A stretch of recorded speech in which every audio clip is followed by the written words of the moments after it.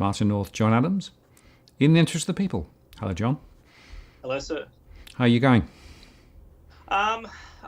Thing is, we have another week under, tyranny, in my view. I'd really like my civil rights to be back. I'd like to get back to normal, but I'm only just a sole voice in the wilderness, and we have an almighty government dictating how we live our lives these days. It does seem a bit like that, and I guess we should explain that as a result of that, you are on audio once again, but from a remote location, but nevertheless we can still have our normal conversation. And there are some very important conversation points to be made, I think, because the quantum of the stimulus and the direction of the stimulus is frankly pretty shocking. Absolutely. So, yes, so just to explain to our viewers, Martin, in last week's show, we talked about the decision to lock down or not to lock down as a result of the coronavirus. And that was part one. So part two is we talk about the stimulus. Now, why are we talking about the stimulus? Because the stimulus, so the real story of this whole coronavirus issue is the stimulus. And the reason why they've rolled out this record amount of stimulus, they argue, is because of the lockdown, and the reason for the lockdown was because of the virus. So that's why we talk about the lockdown in part one. We're going to talk about the stimulus in terms of part two, and that's today's conversation.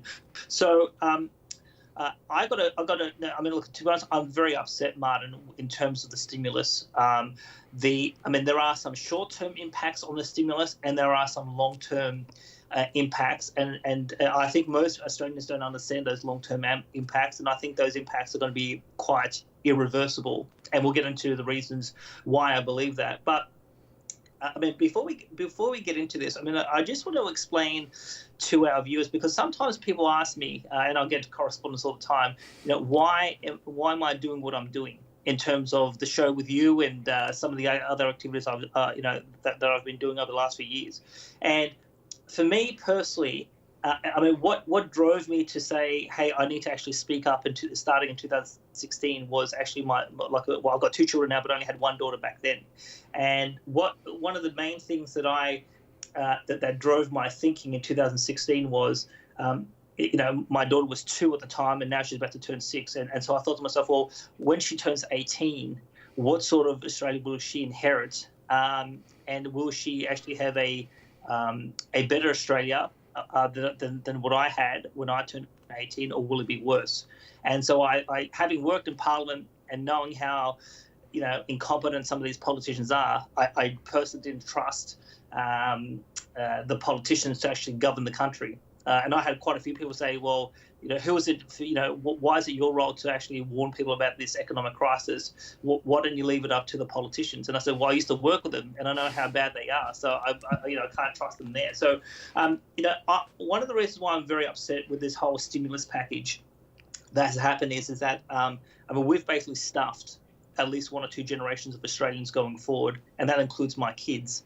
And I think if any of our viewers have children or even grandchildren, they should be concerned about where we go from here, because before the virus, we had a household debt bubble and we had a foreign debt bubble, and now we have a household debt bubble, a foreign debt bubble, and we have a dollar that's lost some significant value already, and I think that value will deteriorate going forward. And we have governments, both federal and state and territory, that are now drowning in debt. So we actually haven't fixed anything. We've actually compounded our problems, and that's happened within 6 weeks. Yeah, and I think it's worth just saying, John, that you and I disagree on one point, which is whether the lockdown should have been executed the way it was or not. There was a poll that came out on Twitter, and I think I won by about 10 points. But we both have major issues about the quantum of debt in the system, and the fact that ultimately debt just doesn't go away. It sits there lurking and essentially is a dampener on future. True. So now we're not going to go into the specific measures about the stimulus in today's show, Martin. If anyone wants to, so in my essay that I published on my website, I went through all of the stimulus announcements for the first 4 weeks, starting from about the 12th of March. And so that captures the bulk of the announcements. There have been some subsequent announcements since then, and I'll probably do an update in the next few weeks about what the quantum of stimulus is. So if people want to know the specific stimulus measures, I would invite people to go to read my essay about that. But what I calculated is when you look at the monetary stimulus, when you look at the fiscal stimulus at the federal and state level, in the first 4 weeks, they announced about $417 billion of stimulus right across the country. I don't think that's going to be the end of it. I think there will be more stimulus going forward, and obviously it depends on how long the lockdown, how long that goes for. And I think there'll be some sort of stimulus around transitions back to an unlocked economy, and we'll talk about that soon. But I think the key question that our audience needs to ask themselves is, was the stimulus necessary, and the scale of the stimulus, was that necessary? And who was the beneficiary of the stimulus? I think these are the key questions that people need to ask themselves. And these are some of the questions that I initially asked myself when I saw events unfold in March, when we started to see these stimulus announcements being made. So the first point to make, Martin, is on the 11th of March, this is where Scott Morrison and Greg Hunt, the health minister, made an announcement at Parliament for a $2.4 billion package, which addressed the specific cost in relation to COVID-19. So this was about more testing, more resources for hospitals, providing the public with more information about what's really going on. And so there was an initial amount of cost that was allocated, or spending that was allocated to deal with the health crisis, and then everything else subsequent to the 11th of March had nothing to do with in terms of the direct health costs and additional funding for hospitals at the state level. But the bulk of the stimulus at the state level was, again, had nothing to do with it in terms of the health crisis. So when I think about this is, why did we have all this stimulus? If there was all this stimulus that had nothing to do with the health crisis, well, what was that about? And the reality is it was about the debt bubble, because everyone was nervous that without this economic stimulus, the debt bubble that you and I have been talking about, it would have collapsed, and we would have gone into a huge depression. So, one of the questions I think our audience needs to ask themselves is, well, did we have record stimulus in 1918-19 when we had the Spanish flu? And was it a record stimulus package? And the answer was no. So this stimulus package that was rolled out is pretty much unprecedented in the course of Australian history, whether you look at an economic crisis or a pandemic. And obviously the quantum of stimulus that's been announced is larger than the Rudd government response in 2008. So in a previous show, Martin, we talked about the repo crisis, and we talked about how the repo market in New York cracked on the 17th of September 2019. And so it's been our position that prior to the coronavirus, the financial markets were in trouble. We were headed towards a crisis in any case. And so all that the coronavirus did was it brought the crisis timetable forward, and it made it go faster. So that's what I think people need to really understand about why did we spend $417 billion in 4 weeks when it had nothing to do directly with health costs to do with the virus. It was all about the debt bubble. Yeah, and I think, John, I don't know whether you agree with me, but I think that the Australian government was reacting to the other central bank interventions, particularly, of course, the Fed. And I would argue that there's been a bit of coordinated activity across central banks to essentially support the system. But when we say the system, we're talking about the financial system, as we called out earlier on. It was the repo issue back in September, which was the indicator of stress. And essentially what's happened is that most of the activity in most of the jurisdictions are to support the financial system and the financial plumbing, not necessarily directly to support households and businesses. It's true. So yes, and on the issue of coordination, so we absolutely know there was coordination. I mean, if you recall, before the Reserve Bank made their big announcements about lowering interest rates and starting quantitative easing and doing these $100 billion repo operations in the Australian market, I mean, we had an announcement by the US Fed on Sunday night their time, Monday morning our time. Yep. Then New Zealand came out, and then we came out shortly after. So the central banks were obviously talking with each other, and I mean, central banks have known for 2-3 years that a crisis was coming. I mean, if you ignore the mainstream media and you read some of their technical papers or you look at the internet, everyone knew something was going to happen, and so obviously there was coordination. I mean, there's been coordination at the BIS for a number of years and warnings about a crisis, and the IMF and former central bank officials and governors and the chairman of the US Federal Reserve, they've all been warning that something was coming, and so there's been discussion about how to respond to this for quite a while, but obviously there was coordination during March, and obviously in the Four Corners show, I mean, generally the RBA is independent of the cabinet, but on this case there was even coordination between the Prime Minister, the Treasurer, and the RBA board on all decisions on fiscal and monetary. So there was coordination all around, and so I think that's a very fair point. And of course, the implication of that, John, is that without that central bank intervention into the financial system, then the issues that we've been talking about for some time would have come home, and things like the derivatives would have blown up, and the liquidity amongst the banks would have blown up. And of course, most of the initiatives, if you actually look at it in terms of the relative quantums, most of the initiatives are to support the liquidity of the financial system. Absolutely. So the other key question, just to follow on that, Martin. So the other key question that people need to ask themselves is, so one was the stimulus necessary, and that was at the scale? So I argue no, and now we'll go into why shortly, because we said some very dramatic things back in 2018 on this particular point. But the other question that people need to ask themselves was, who was the beneficiary of the stimulus? And Martin, I'd like you to bring up a slide that I actually drew. I mean, having been a former management consultant, I like to draw pictures.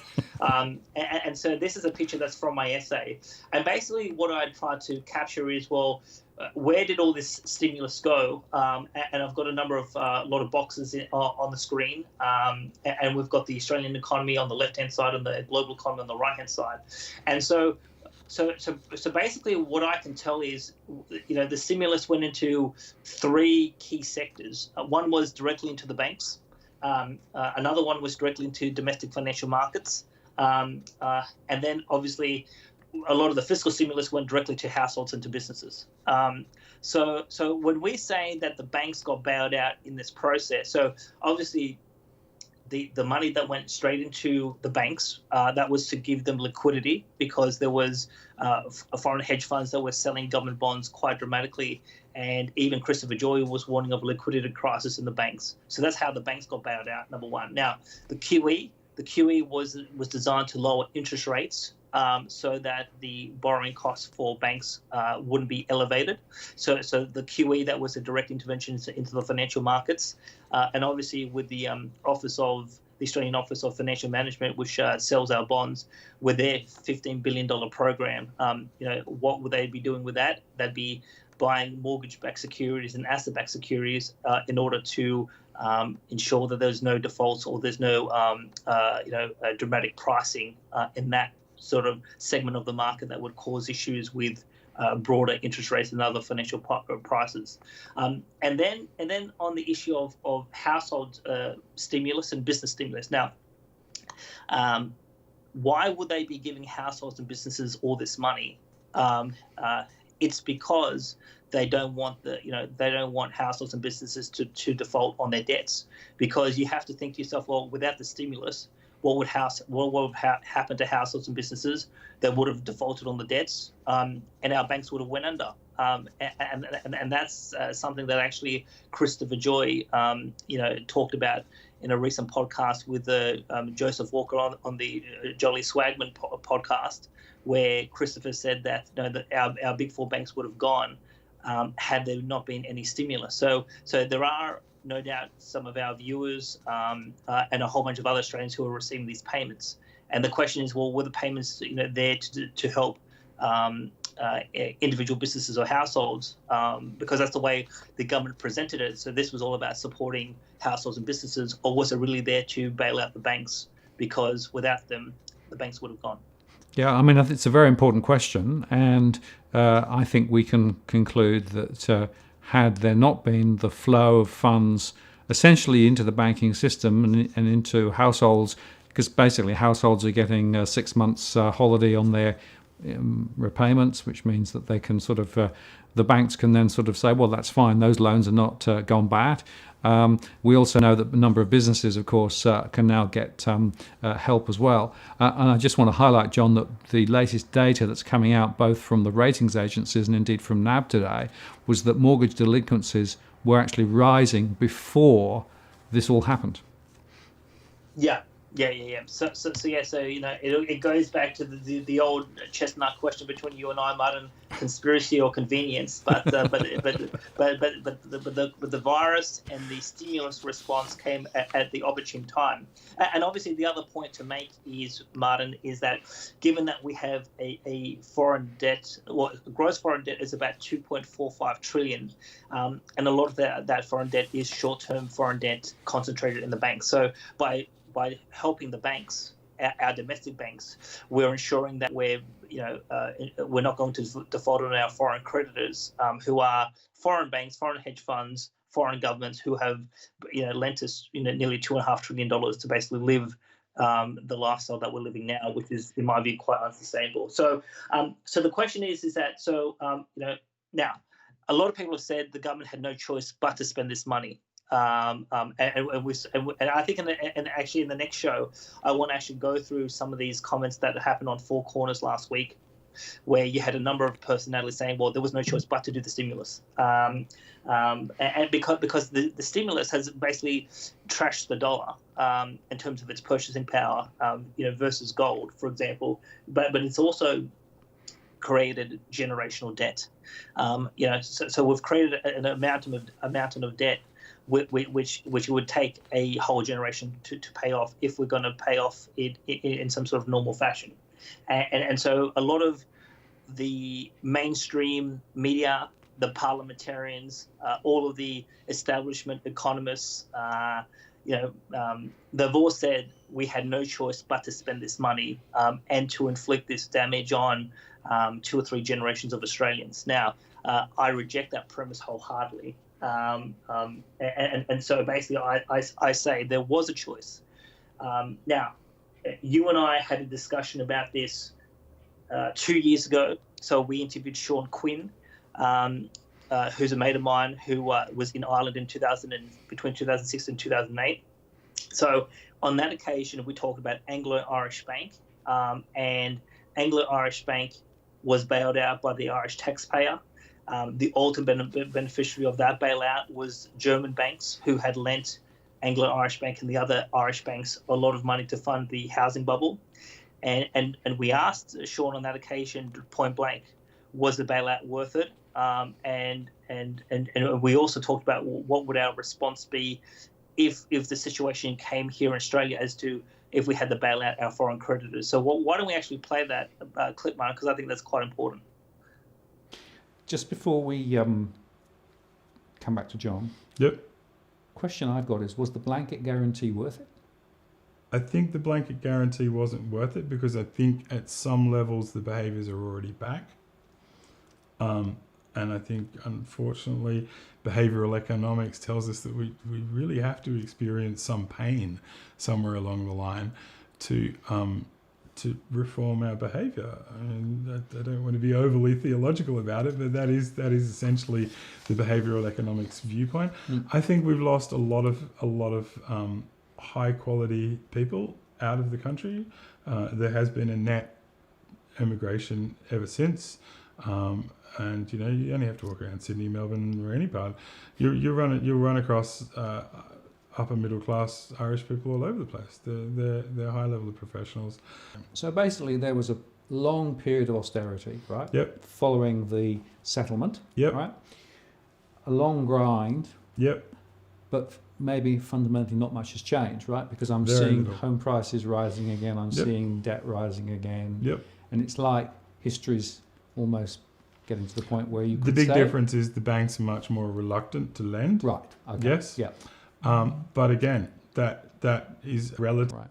So basically, the route that was chosen, which was perhaps the least worst from some perspectives, Yep. has probably not solved much.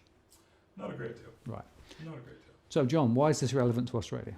So why is it relevant is that, so obviously in previous episodes we've talked about household debt being at a record high in both nominal terms, but in terms of proportional disposable income. But we've also been talking about foreign debt. Now, we have about 486 billion in 90-day debt, and when you look at the amount of gross foreign debt, which has a maturity up to 1 year, we're talking about $750 billion. So most of that short-term debt is in the banks. So if we have a systemic crisis, if we have a shock coming from somewhere in the world, and basically people are struggling to make their mortgage repayments, and one of the banks get into trouble, and I think we've talked about in terms of a previous episode about when we looked at the APRA stress test, we basically said that on the scenario that APRA modelled, according to your analysis, so remember the chairman of APRA said that the loss would be 40 billion. You said it would be in excess of 300 billion at a decline of 4% over 3 years in terms of GDP. Two banks out of the big four would be in trouble. And basically, I showed that scenario put forward by the chairman, the economic scenario was quite fallacious. So if one or more banks get into trouble, someone, if they default, if the big four go, who's going to take the loss? It's the foreign creditors. It's Washington, it's Wall Street, it's London, Switzerland, etc. So what happened in Ireland can very much well happen here. Prime Minister Morrison could get a phone call from an international creditor and basically say, you will bail out the big four, or we will cut you off. And if we do that, then the bailout money that has to come out, well, it's going to happen in one of two ways. So I think we've talked about this in previous episode. The amount of losses that the banks can take is about 650 billion when you look at bank reserves, the CLF, the Committed Liquidity Facility, and hybrid securities. So if they burn through 650 billion and there's still losses in excess of that, then this phone call is going to come. And then if the phone call comes, the Prime Minister and the Treasurer have a big choice to make to bail out the international creditors, because as like with Ireland, that's ultimately who's going to get the money. And then the taxpayer public debt is going to go ballistic in this country, or you basically say to the international cabal, we're not going to play ball. And if you do that, you're going to have a depression bigger than the 1890s. And we're looking at 30%, 35% unemployment. We're looking at house prices falling by 80%. We're looking at massive social cost in terms of suicide, in terms of divorce, in terms of domestic violence, drug abuse. I mean, these are real factors, real people. And so the question then becomes is, at that moment, what do you do? Now, Sean just said that 10 years on in Ireland, it wasn't worth bailing out the banks. And if I was Prime Minister at that moment, I would say, let's take the depression. Knowing the economic cost, knowing the social cost, and we are talking very significant social costs. But if you take a medium to long-term view, taking that hit, even though it's going to be horrific for a couple of years, is worth it. But I guess, yeah, and obviously, when we look at the live chat in terms of what we're saying on Tuesday, there was a number of DFA subscribers and followers who were saying Martin North should be our Prime Minister. So I guess the question for you now, so I've put my cards on the table, and you can't be more honest than this. Most politicians can't be, will not be willing to absorb the political cost, but also the social cost. I mean, because I think when I've spoken to certain people in Parliament, and we've gone through these scenarios, they have said the social cost is so significant that depression is completely off the table. So they will bail out the banks, or they will go and have a Cyprus bail-in to prop up the banks because of what the social cost is. So the question for you, Martin, is that knowing that people will die literally because suicides go up and depressions, knowing that domestic violence, so women will be bashed, children will go hungry, people go on drugs, crime will go up. In that moment, if you are Prime Minister, what would you do? Oh, simple decision. I mean, it's tough, isn't it? Because you're thinking, I want to get elected next time, right? You're thinking, what's the least worst route in terms of short term, right? Mm. But you've also got to say, let's understand what created the problem in the first place, which is effectively the debt bomb, right? Let's understand that if we're simply just kicking the can down the road, we've actually not solved anything. We've just moved the problem out a bit, but we haven't actually fundamentally thought about how to reset the economy, right? And it seems to me that at some point, there has to be an Alt-Control-Delete on the way the economy works, right? So tough that would be. If I were getting that phone call, I'd go with you, John. I would say, I think that the short, sharp, deep recession, compression, whatever you want to call it, is probably the least worst option. Yeah, I remember that conversation well, and I think there were a few people who were quite surprised at our conclusion. Yeah. So on that occasion, I said no bailout, no stimulus. We need to basically default. We need to have a depression. We need to have austerity, because the ultimate objective has to be to get rid of the debt. And this is something I think you and I have discussed in the past. Steve Keen has said that households need to reduce debt by 2/3, and some sort of default bankruptcy process. That is the most efficient way. So rather than compounding our economic problems, I would have still, in this situation. So one of the things I want to say to our audience, Martin, is that I've had a number of people on social media call out my morality and said that I have basically I'm evil, I'm satanic, I have no moral conscience because I would have basically had no support payments for households and businesses in this sort of situation. So a couple of points there. First one, I don't support the lockdown, still don't. I think we'll have another conversation about the decision to lock down, because there's more new information, new data that's come out since our last week's recording. But the other thing is that just like I said 2 years ago, is it's a decision of short-term costs versus long-term costs, and I would rather have a short-term hit, even if it is severe, in order to give our next one or two generations a prosperous life, rather than actually compound our problems today and subject our children and grandchildren to greater economic misery. Sure. And, I've always held the view that compounding a debt problem with ever more debt is not the most sensible strategy, because it's still got to be handled at some point in the future. We are continuing to mortgage the current generation into the future, and that means that future generations have to pick up the tab. So, John, I mean, it's worth, I think, asking then, in this scenario, what would your specific plan have been? Sure. So yes. So what I think, looking at previous economic crises that have happened when you have a depression, I mean, how do you manage a depression well, and how do you quickly get out of it? So again, there's a very important story that I want to talk to the audience about in a future show that we'll do shortly.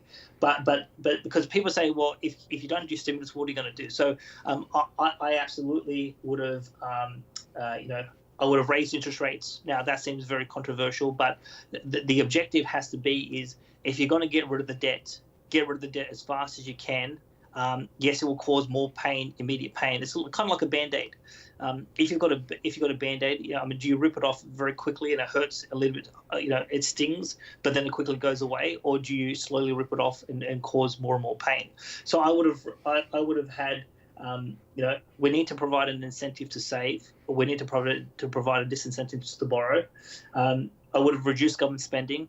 I would have reduced taxes. I would have reformed the banks, so that we don't have too big to fail banks, and we have banks that are actually lending to productive businesses as opposed to lending to asset speculation.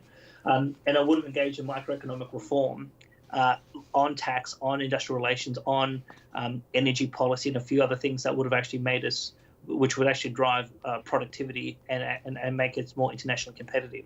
So by that sort of economic prescription, yes, we would have gone into a depression. It would have been severe.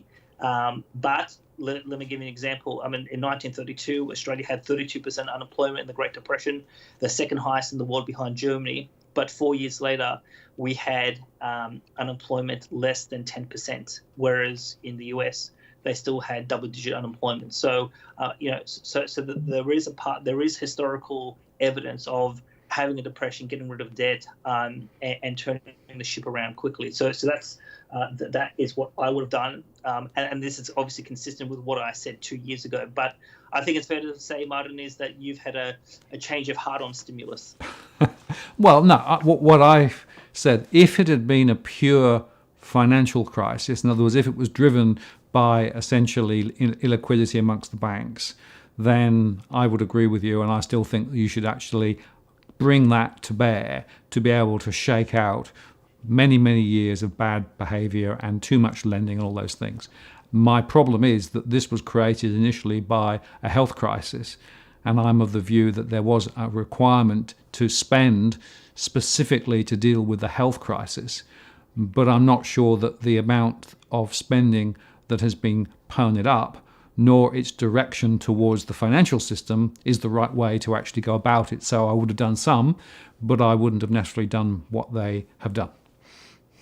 So can you give our audience a bit of a sense? So when you say some, do you have a specific dollar measure, like a dollar amount? Do you have a specific prescription as to where the money would go?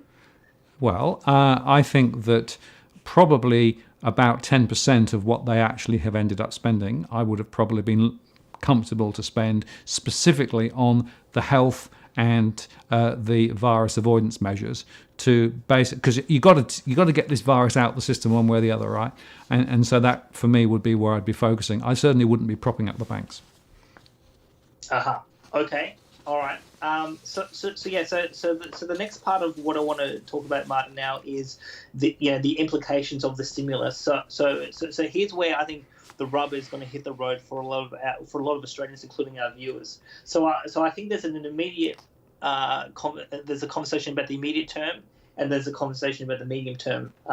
So the immediate term is so. I mean, I've heard in some of your DFA posts that you say you don't agree with a V-shaped recovery, and I would agree with that. So obviously, it depends on how long the lockdown goes for, and how quickly we unlock the economy. But I think it's fair to say that for some people, including myself, I'm going to be going back to normal. My behaviour will not change at all once the economy unlocks. But I think for a lot of other people, they will be more hesitant about hopping on a plane or going to a restaurant or going to do or sitting in a cafe, etc. So I think there's going to be a whole host of we already know that there's a lot of small businesses already gone to the wall because of the lockdown, and I think it's fair to say that some other businesses will actually face more challenging times once the economy is unlocked because of changes in consumer behaviour. Because the other thing I think it's fair to say is as households are taking a huge hit to incomes, people will change their consumption decisions going forward, and I think there'll be a lot of people who will be reluctant to spend because they realise that they actually need to put money aside or recover their financial position that in terms of what they just lost.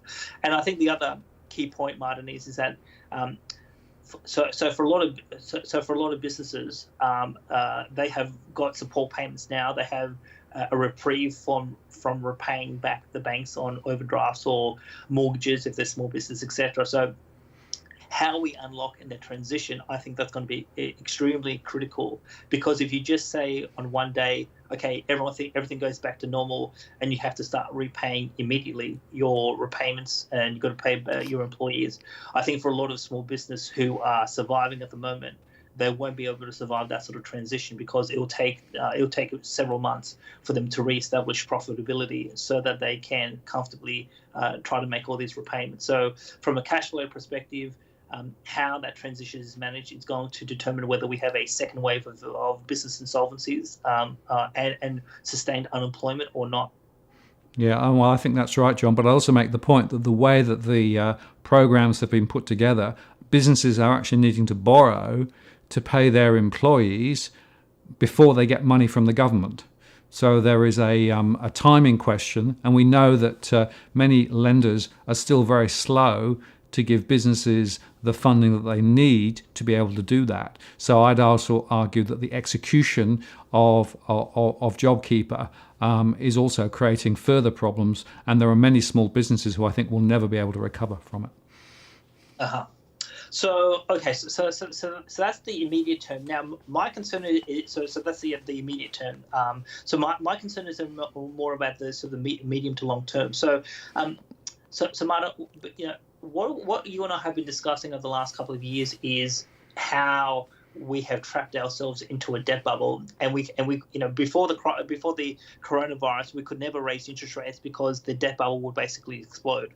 And so we had a set of policy settings that basically locked us into a particular path. Well, because of the stimulus, we're even more trapped than we were before. So Westpac last week said that the cash rate is going to remain at 0.25 until 2023. So basically for the next nearly 2.5 years, 3 years, we're not going to actually see interest rates go up. In terms of quantitative easing, I mean, I've continually said once you start QE, you can never reverse it because who's going to?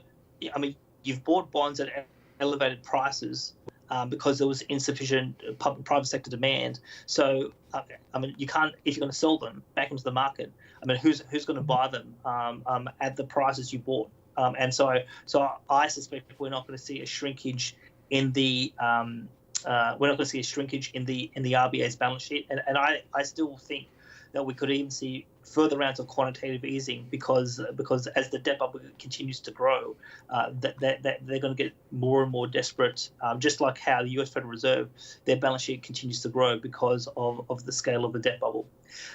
In terms of the federal and state governments, so there's been some discussion to say that we need to move immediately to tax reform and to industrial relations reform to drive economic growth so we can pay back in terms of this debt. If you don't, so I mean, first off is that's not going to generate enough economic growth to actually balance the budget because the Americans have been talking about this for a long time. Even Trump said, well, if we generate more economic growth, we're going to have higher taxes, higher tax revenue, and then we're going to be able to balance the budget. Well, Trump's never been able to achieve that, and neither did Bush or Obama. So if you're going to balance the budget, you've got to cut spending. And what we know is that there's a lot of Australians who don't want government spending to be cut, because if you're going to cut government spending to balance the budget and start paying down this debt at a reasonable rate, you've got to make some very hard choices.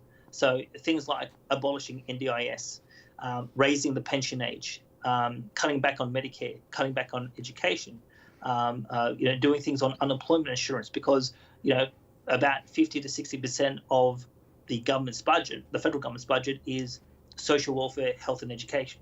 So if you're going to actually try to balance the budget and pay back this debt, you've got to make a whole bunch of decisions that a lot of people don't want to make.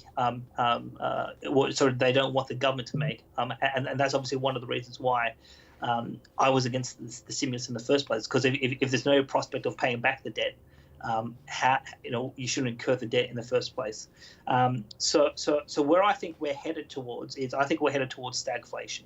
So what is stagflation? This is something we went through in the 1970s, which is low economic growth, elevated levels of unemployment, and elevated prices in terms of inflation, whether that inflation is recognized by the government or not through the CPI. And so when you have a depression, you do have high unemployment, but prices right across the economy, come down and they stay down. Whereas when you have stagflation, I mean, prices, here's the thing, if your income has reduced, but prices are more expensive, whether it's land for real estate or food or utilities or whatever the basics is, I mean, middle-class families get squeezed. And that's actually that's a different type of Armageddon to having a depression. But that lasts for longer, because in the 1970s, stagflation happened. It went for more than 10 years. Yeah, unfortunately, I remember that. I was there at the time, so I can remember what it was like when, in fact, we had very low productivity. We had cost of living rising, but incomes, not chasing it, and it's a really painful thing. And unfortunately, as you say, it's the middle class that gets squeezed. Yeah.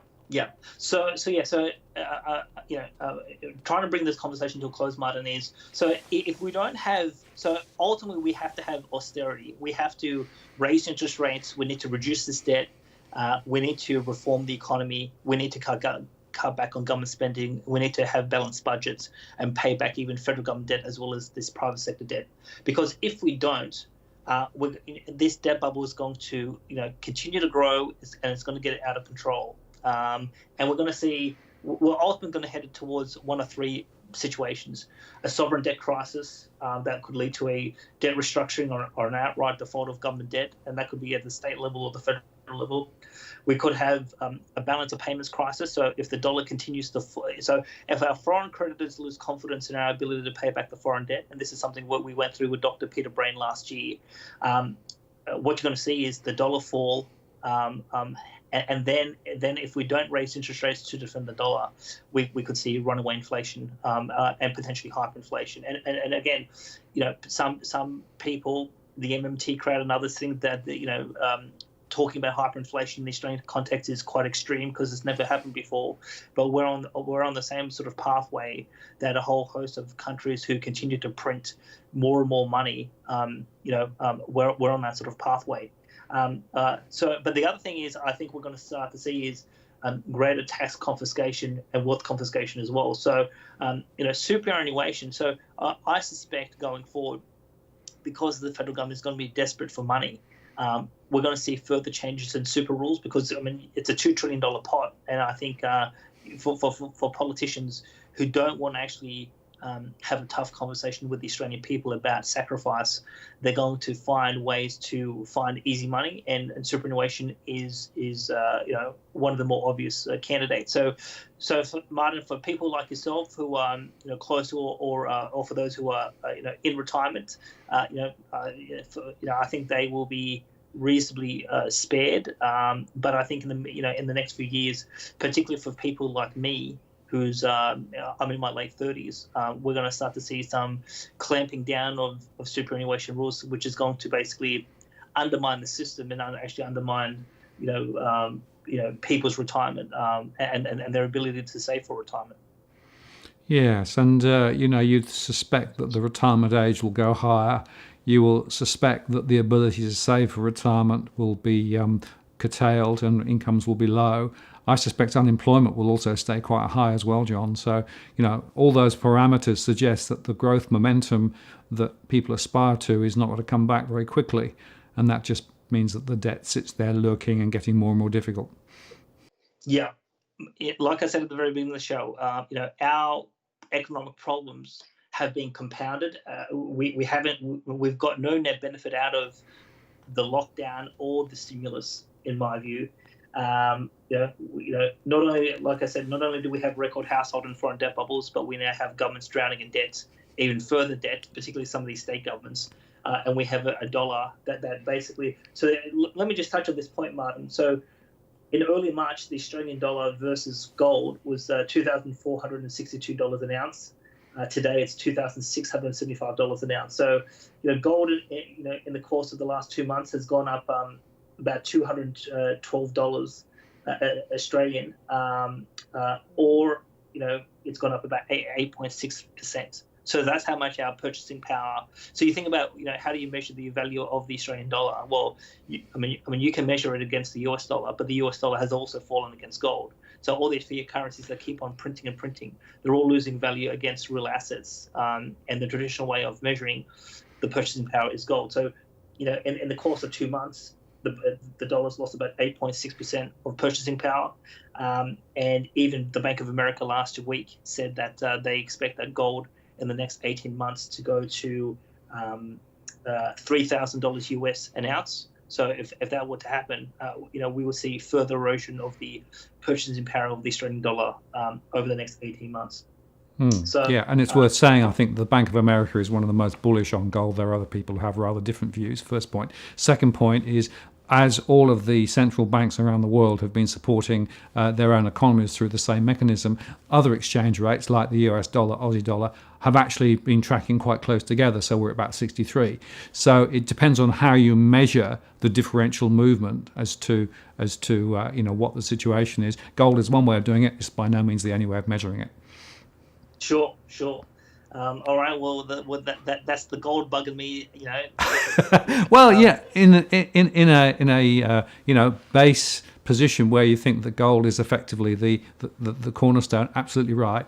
There are other mechanisms that people use. I'm just making the point that you can argue it a couple of different ways. Sure. So yeah. I mean, what else would I say is that the So basically, Australian policymakers are stuck. So we were stuck before, and now we're even more trapped in terms of our options of how to get out of the situation that we're now in. Without dramatic reform, I think we're headed towards stagflation, and middle-class Australians are going to be even crushed, going forward. And basically, the economic future of Australia's children has been destroyed within a few weeks. And that's a trade-off that I never thought was reasonable. I didn't think it was reasonable in 2018.